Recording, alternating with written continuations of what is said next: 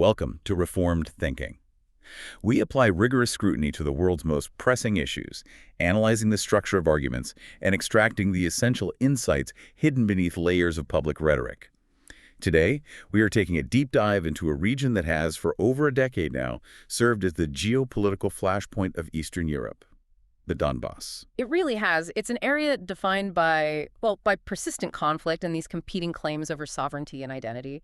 We've gathered a pretty substantial stack of sources for this one geopolitical analyses, official Kremlin statements, military assessments, and they all seem to point toward the same central question. We need to figure out why this specific territory, the Donetsk and Luhansk oblasts, became the absolute central focus of Russia's actions against Ukraine. That's the goal. We're not just here to list events.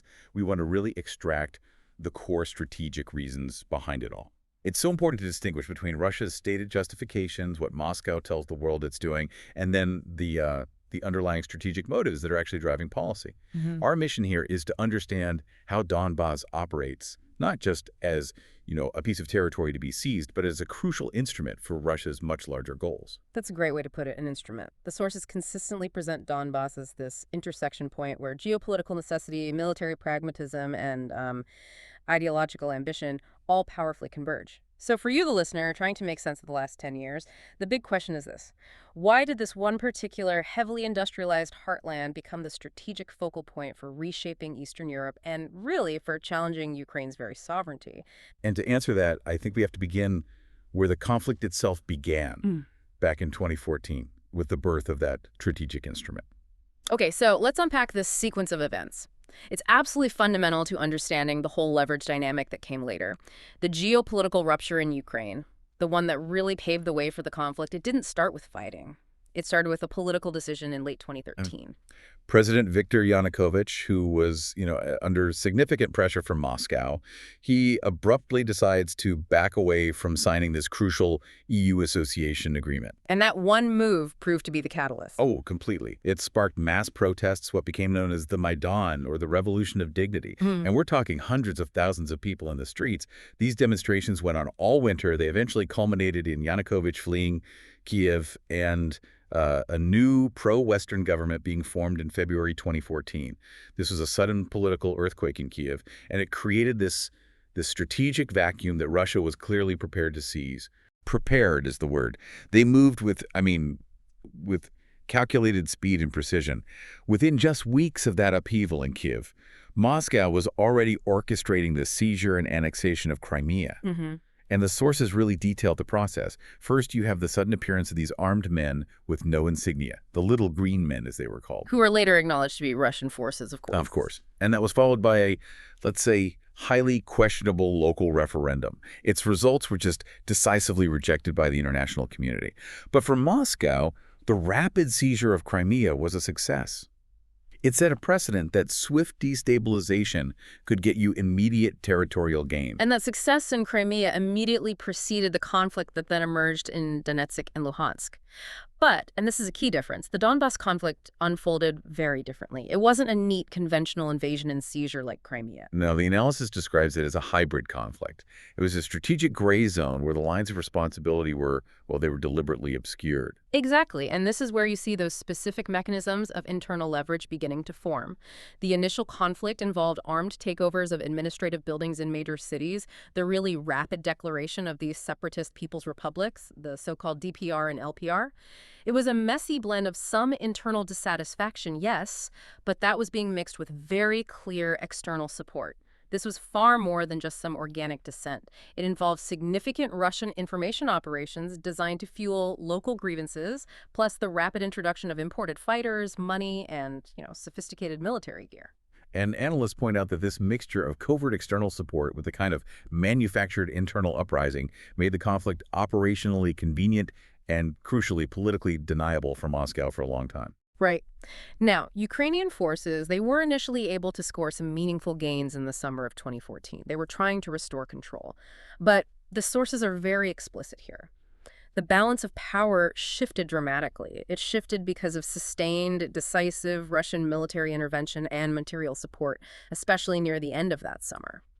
That produced some really painful, costly defeats for Kyiv, which is what ultimately drove them to seek a formal ceasefire under intense duress. And that context, that military pressure, is precisely why the diplomatic arrangement that followed, the Minsk process, was structured in a way that just guarantees strategic leverage for Russia. It really was. So Minsk, brokered by European powers, it was supposed to be a ceasefire and a political roadmap for reintegrating the region. That was the idea anyway. That was the idea.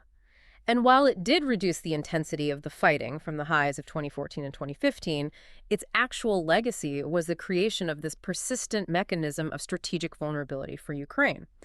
The sources we looked at, including analysis from places like Chatham House and the Carnegie Endowment, they all point out that the Minsk texts themselves had these deliberate ambiguities about key concepts like withdrawal, ceasefire, and special status. Which allowed both sides to claim the other was violating the real meaning of the agreement. Exactly. It turned the agreement into a continuous argument rather than a settled mechanism for peace. So let's talk about the central feature here, because this is the core strategic instrument we're focusing on.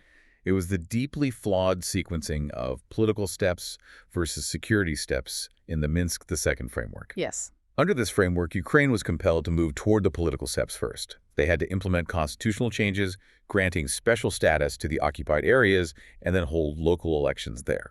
And right there, that's the track. It's what's known as the sequencing conundrum. Because the full restoration of border control, meaning Kyiv getting command over its own internationally recognized border with Russia, that would only happen later. Much later. Much later. The analysis of the agreements shows the border control process was explicitly tied to the completion of this whole broader political settlement. It would only begin after the local elections and would only conclude after the constitutional reform was fully implemented. So if the border stays porous during that entire political phase, Russia keeps its unquestioned ability to just continue supplying, funding, and sustaining its proxy armed forces. Right.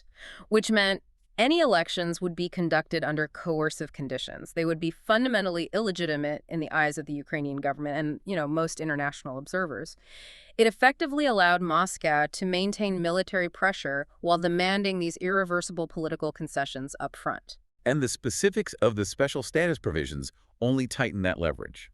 Minsk II mandated these specific forms of self-government for the occupied territories, with unique rules on things like policing, appointing local prosecutors, judges, even language policy. And crucially, the sources emphasize that these arrangements required Kyiv to conduct consultation and agreement with the representatives of those areas. Representatives that Kyiv quite rightly saw as armed, non-state proxies controlled directly from Moscow. Precisely. This was, in effect, a strategic pathway for Russia to embed its influence deep inside Ukraine's constitutional order.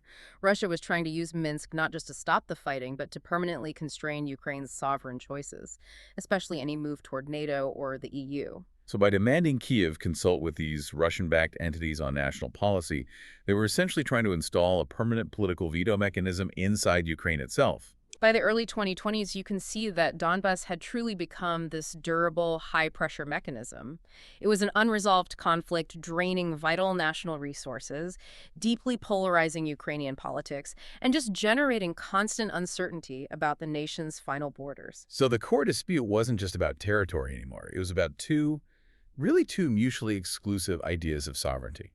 Would Ukraine regain full control and then reintegrate Donbas on its own terms? Or would Ukraine be forced to constitutionalize these special arrangements negotiated with Russian-backed proxies before getting its own border back? And that's the key. Donbas was functioning as the standing political instrument, a pressure point through which Russia could try to influence the whole Ukrainian state, preventing its stabilization and its westward drift. It wasn't just about a disputed eastern corner. Understanding the failure and, frankly, the structure of Minsk provides the essential context for the 2022 escalation. So let's now transition to the official story.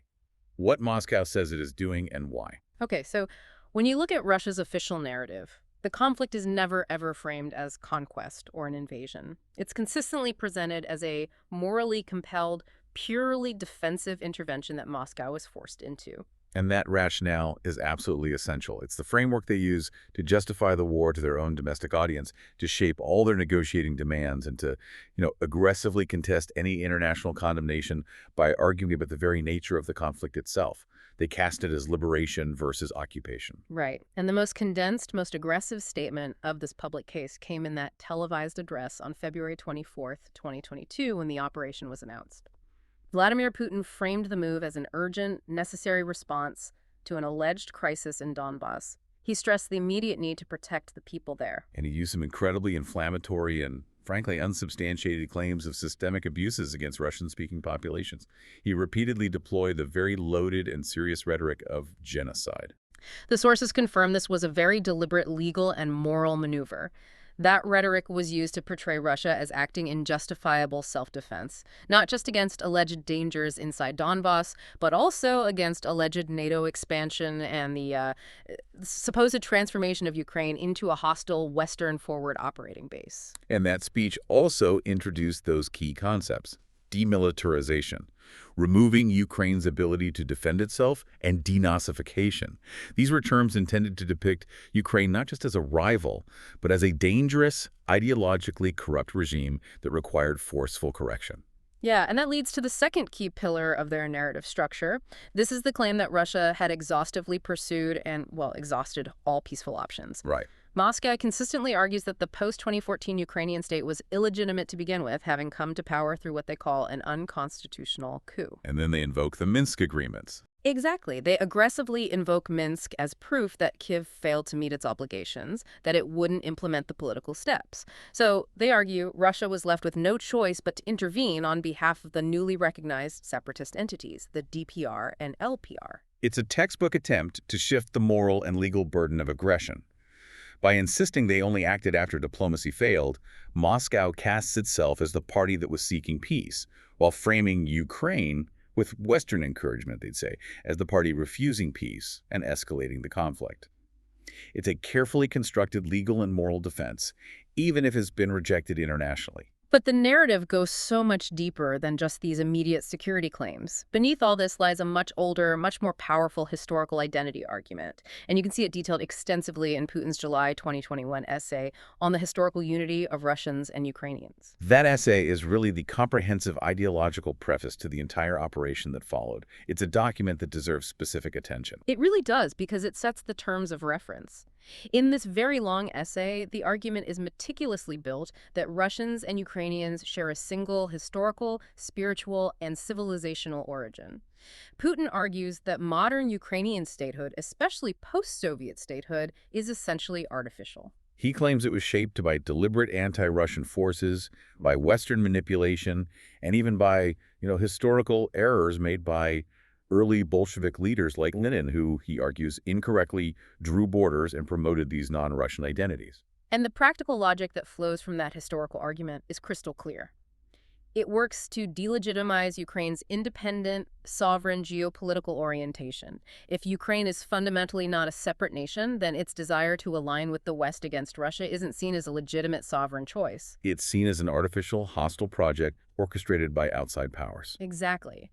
And that specific framing allows the Kremlin to present its territorial claims in Donbas not as expansion or conquest, but as an act of historical restoration. And that whole historical and ideological narrative then culminated in the language of reunification that we heard after the attempted annexations. Following that big ceremony on September 30, 2022, Putin framed the war as responding directly to the popular will of the people in the occupied regions, Donetsk, Luhansk included, to return to the motherland. Right. It elevated the conflict from a military operation to something like a sacred historical duty. And the justification broadened even further in that speech.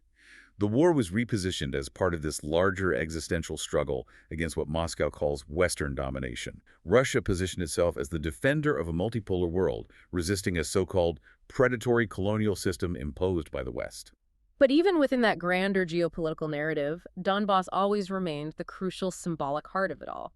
It was the concrete evidence, in Moscow's telling, that Russia was defending its own identity and historical space from being eroded from the outside. So Russia's official case is highly cohesive. You see how it all fits together. Donbas is a humanitarian emergency and a legal trigger for self-defense. Ukraine is a dangerous regime. The West is the driver of the conflict. And historical right justifies reclaiming territory. That's the extensive public justification. So now we should shift our analysis to the strategic utility. What does Donbas actually achieve for Russia's military and political strategy? So the analysis from all these sources, it really suggests that Donbas is valuable not just as a piece of land, but precisely because control over it can strategically unsettle and shape the entire Ukrainian state. It functions as a pressure point with these outsized geopolitical effects. It's used to keep Ukraine strategically unsettled, to force negotiations on Moscow's terms, and to create this persistent uncertainty about its future borders. Donbas is where weakening Ukraine's ties to the West, undermining its national unity, and securing territory all come together. And that function leverage over sovereignty and alignment, that is the core reason Donbas was so aggressively targeted. Geopolitical research explains that a state that's grappling with an unresolved territorial war is just exponentially more difficult to stabilize politically and to integrate into Western institutions like NATO or the European Union. That structural impediment is highly strategic. The conflict dramatically raises the price, both domestically and internationally, for Ukraine to align with the West. Moscow gains the ability to demand political concessions, while Kyiv faces this impossible dilemma. The dilemma being either accept these internal constitutional constraints on your freedom of action through special status, or resist those demands at a constant high cost in casualties and resources. Exactly. And the post-Minsk dynamic, as we discussed, it created this semi-permanent dispute structure that allowed Russia to project maximum influence without necessarily triggering the cost of a full-scale invasion, at least for 8 years. Now, moving beyond the political leverage, Donbas represents absolutely critical military geography. Control in eastern and southeastern Ukraine provides Russia with vital logistical depth.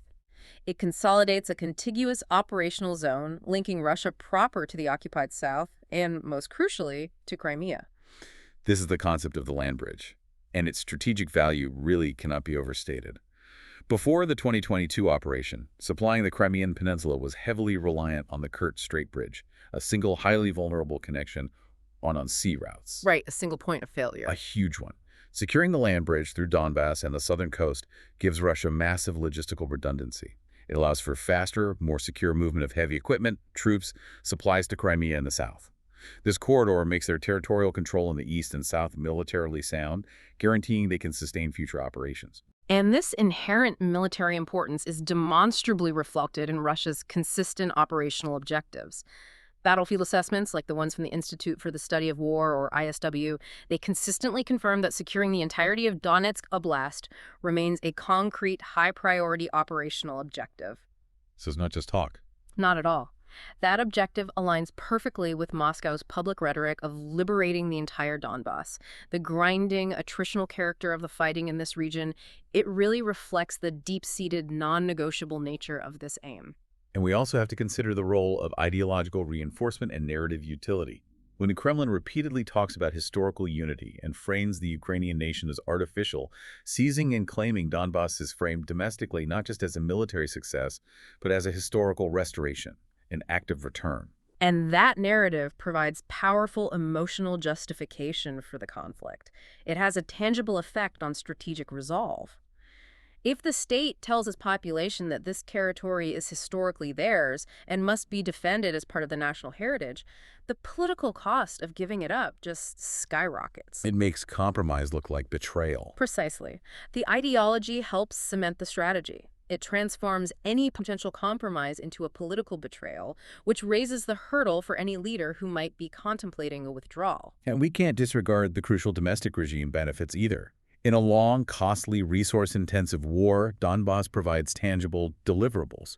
It functions as a politically legible benchmark against which the whole special military operation can be measured and showcased as a victory to the Russian public. That's a key point. Political reporting suggests Moscow continues to set these hard territorial demands specifically around Donbas, even when there's talk of negotiation. It just underscores its status as the core deliverable that legitimizes the whole war effort back home. So finally, what about the economics? Well, we have to acknowledge the supporting role of economics. Donbas has this industrial legacy and resources, major coal reserves, heavy manufacturing infrastructure. It does add incentive. But the sources are clear. Given the massive wartime destruction and the immense costs of occupation and reconstruction, a simple resource grab explanation is just fundamentally insufficient. It doesn't add up. It doesn't. The economics primarily reinforce Moscow's reluctance to cede the territory once they've seized it. But the core function remains geopolitical leverage, military advantage, and narrative justification. The gains are political and strategic first, economic second. Okay, so we've firmly established that Donbas is a strategic instrument. But we need to drill down here. Yeah. Why Donbas specifically? Why did this particular region, rather than others with, say, similar demographics or industrial profiles, become the most usable and efficient strategic instrument available to Russia? That's the right question, and the primary advantage seems to be that Donbas offered a ready-made, pre-engineered conflict ecosystem. It was operationally convenient and politically scalable for them. What do you mean by pre-engineered? Well, after 2014, Russia spent 8 years cultivating and supporting these separatist statelets in parts of Donetsk and Luhansk. And crucially, these were not just random paramilitary groups. They were equipped with fully structured armed formations, internal security and intelligence apparatuses, and a parallel political leadership that was entirely dependent on Moscow for funding and command. So that dependency created this enduring, robust mechanism of influence that sat inside Ukraine's internationally recognized borders, but without the need for constant, overt, large-scale Russian military occupation for those 8 years. Exactly. Donbas was already a system that Russia could tighten, loosen, escalate, or weaponize as needed, depending on the geopolitical moment. This expensive, pre-existing infrastructure of proxy governance makes Donbas operationally unique compared to other Ukrainian regions that would have required a full-scale invasion right from the start in 2014. And this leads us directly back to that constitutional and diplomatic wedge, the Trojan horse function, which was uniquely applicable to Donbas. Right.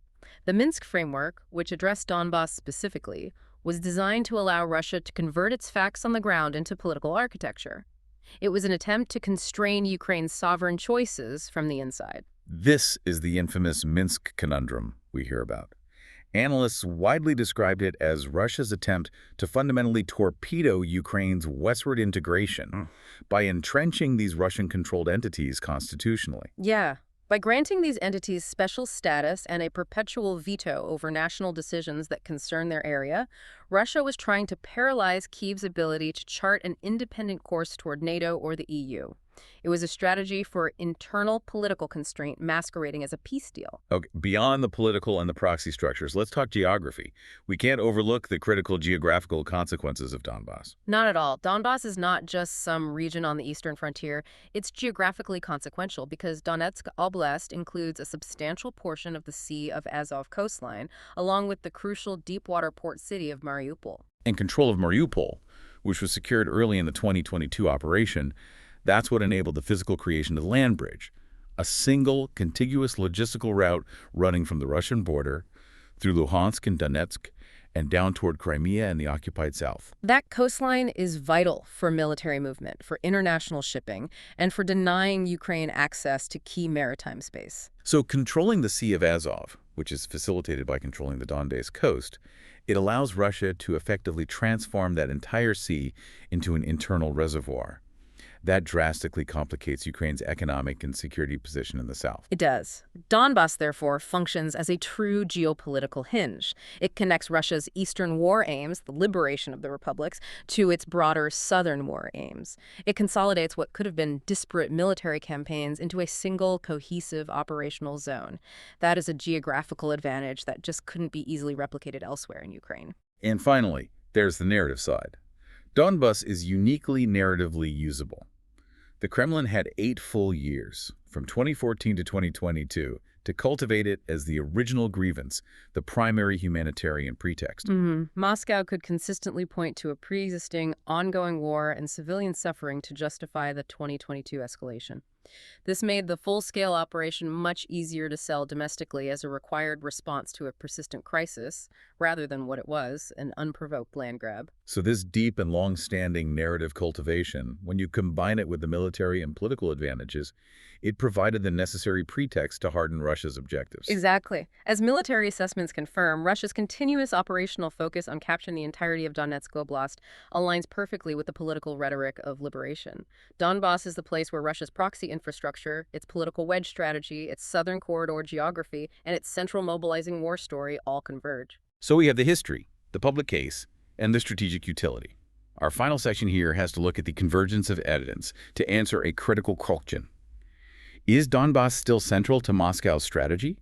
Or did it become less important as the war dragged on and new fronts opened up? And all the evidence we have strongly suggests the former. Donbas remains the core. How can we be so sure? Well, the evidence that Donbas remains a concrete, hardened objective isn't just inferred from rhetoric. It comes from a convergence of formal political acts, repeated diplomatic demands, and consistent operational behavior on the ground. Okay, so let's start with the strongest, most irreversible evidence. That would be the Kremlin's own attempts at legal formalization. Right. On September 30, 2022, you have the signing of the accession treaties for Donetsk, Luhansk, along with Kherson and Zaporizhia. This was framed as the permanent incorporation of these regions into the Russian Federation, a clear political move to assert ownership and change the legal landscape. And these annexation claims are strategically powerful because they are so politically costly to reverse domestically. They serve as a mechanism for hardening war aims by redefining any retreat as giving away Russia's own land. That's the key. It dramatically raises the domestic political price of any potential compromise. And even though the international community, including a near-unanimous UN General Assembly, rejected the attempted annexation as illegal, Russia's defiance shows they are asserting ownership and sovereignty, not just seeking temporary influence. And that insistence on ownership has now been officially ritualized. Putin designated September 30th as a permanent day of reunification, officially embedding Donbas and the other regions into Russia's public calendar of identity and legitimacy. When a state starts celebrating reunification, it signals definitively to its domestic audience that relinquishing the territory is not a plausible future outcome. It functions as this public affirmation of the war's purpose, making Donbas a permanent political benchmark of success. A complementary line of evidence comes from their negotiation posture. It does, a very compelling one. Donbas repeatedly appears not as a bargaining chip to be traded away, but as a core territorial baseline. Public statements and reported diplomatic demands consistently show Putin setting conditions that require Ukraine to fully withdraw its forces from regions Russia claims, explicitly naming Donetsk and Luhansk. So even when there's talk of ceasefires or peace frameworks, the analysis shows Russia's core territorial demands remain strictly tied to these claimed regions. Donbas operates as the political minimum acceptable outcome, never an opening offer designed for concession. They're actively trying to move Donbas from the realm of dispute into the realm of settled, non-negotiable fact. And all of this is backed up on the battlefield. Absolutely. The battlefield indicators remain consistent. Military assessments confirm Russia's sustained, priority offensive focus is on securing Donbas in full, particularly completing the capture of Donetsk Oblast. So when the explicit political claim, which is annexation, the negotiation baseline, which is withdrawal demands, and the consistent military operation, the full Donbas campaign, when they all converge and match, the long-term pattern of intent becomes unmistakably clear. But before we conclude, we have to play devil's advocate here. We have to rigorously test the alternatives. Putin's rhetoric stresses defense. So should we consider whether security concerns or humanitarian protection or even economic motives might be the primary drivers instead of this strategic leverage we focused on? We should. Let's take the argument that the war is primarily about NATO and Russian security. Moscow consistently links its demands to Ukraine's geopolitical orientation, demanding Kyiv abandon all NATO ambitions. And this has significant explanatory power. Geopolitical security concerns are real drivers for Moscow. But what's the limitation there? The limitation is that security logic alone really struggles to explain the decision to absorb territory by annexation, or the maximalist demands for withdrawal from regions they only partially control. And it doesn't explain the deep ideological framing of Ukrainian sovereignty as historically contingent. Right. If the goal was purely a buffer zone, a guaranteed neutrality status for Ukraine might have been enough. Outright annexation and the claim of historical restoration is a step far, far beyond simple security maintenance. Okay, so next, let's consider the humanitarian protection argument, protecting Russian speakers and the claims of genocide.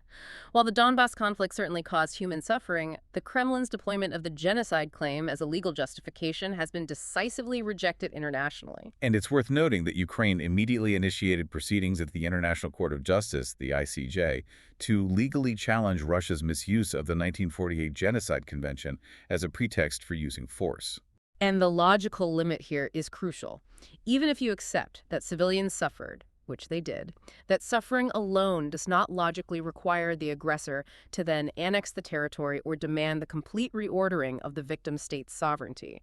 Humanitarian concerns might motivate an intervention, but they don't necessitate maximal territorial absorption framed as restoration. Okay. And the third counterargument, the economics. The coal, the industry, the infrastructure of Donbas. This is a tempting one because of the region's Soviet-era history as an industrial powerhouse. But this narrative significantly underplays the immense destruction and the long-term costs of administering and rebuilding this occupied territory. And it completely fails to explain why Russia consistently couples its claims over Donbas with demands for specific geopolitical constraints, like enforced neutrality and constitutional changes that affect all of Ukraine. So when Putin publicly sets out ceasefire terms centered on Ukraine, withdrawing from claimed regions and abandoning NATO ambitions, the structure of that demand, it just reads overwhelmingly like geopolitical subordination and strategic constraint, not a narrow commercial acquisition. At the end of the day, we have to avoid simplistic, single-factor explanations. Motives are layered, they're complex, they evolve over time. However, Russia's observable and highly formalized actions, the act of annexation, the sustained demands for withdrawal, the coupling of Donbas with these broader geopolitical constraints, they all consistently treat Donbas as the central strategic asset, not an incidental gain. So this deep dive, it really clarifies the multi-layered analysis. Donbas is simultaneously a strategic instrument, allowing Russia to structurally constrain Ukraine's sovereignty. It is a vital logistical advantage, anchoring the land bridge and securing the Azov coast, and it's a necessary legitimizing myth, framed as historical restoration. That's a perfect synthesis. When a single territory concentrates so many high-payoff strategic advantages, geopolitical leverage, crucial military geography, and non-negotiable narrative justification, it becomes exceptionally difficult, if not politically impossible, for the Russian regime to trade it away in any negotiation. The issue is no longer just about lines on a map. It's about the fundamental clash of national sovereignty, regional security architectures, and these existential identity claims that Donbas now structurally represents. And that structural reality leads us to a final, necessary thought for you to consider. Since Russia's annexation claims dramatically raise the domestic political cost of retreat by embedding the claimed territory into the state's very definition of its own success and identity, what does that structural rigidity tell you about the future of any potential negotiations, when territorial control becomes less about military fact and more about political faith? We must continue to watch how that claimed identity clashes with the unyielding geopolitical reality of conflict. Thank you for joining us for this rigorous look at the sources.